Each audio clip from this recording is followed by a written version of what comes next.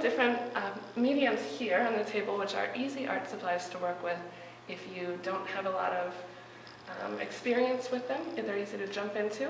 You can practice, I encourage you to practice with them at home before introducing them to your students, about a half hour experimenting with a couple of the different techniques I'll teach you right now. You should be ready to go, okay? And these are also good materials for all age groups. So if you are working with a different age group, you can bring these into your classroom as well. So we do have watercolors here. In a classroom, painting can be great, but a lot of the materials they take a long time to dry. That's one thing to consider. They're also very messy, and you need to make sure that you have a proper cleanup space. If you have a sink in your classroom, it is possible to work with, say, acrylic paints or tempera paints. They do have a little longer drying time.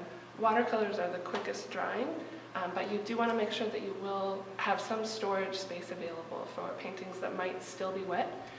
Most watercolor paintings should dry within an hour using a set like this, but you will, if you have another class coming in right after that, you're going to need to be able to move them away so they can't dry.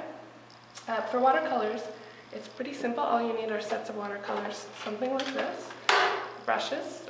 It's good to bring in a couple different brushes. There's great art classroom packs that have a lot of different styles. Those are great.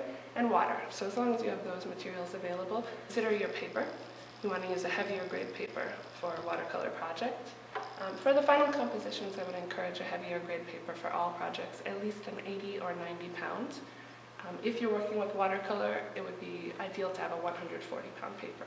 If you want something simpler that doesn't require drying time, we have a couple examples here of some different materials that are easy to work with in the classroom, won't make too much mess, and we'll talk about those.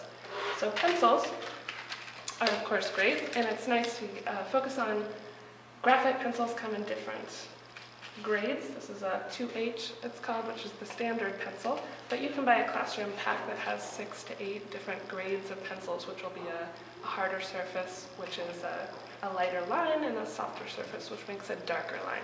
And students can explore shading that way. And it's a really good simple tool if you have a short time, just to get graphite pencils and simply do black and white images, just working on shading and lining. There's a lot of resources out there to look at different ways to use pencils, and definitely bring those into your classroom. Colored pencils are another easy medium, and those combine well. All of these materials combine fairly well together, so pencils and colored pencils work well together. There's also watercolor pencils, which is a step in between the watercolor paints and the colored pencils.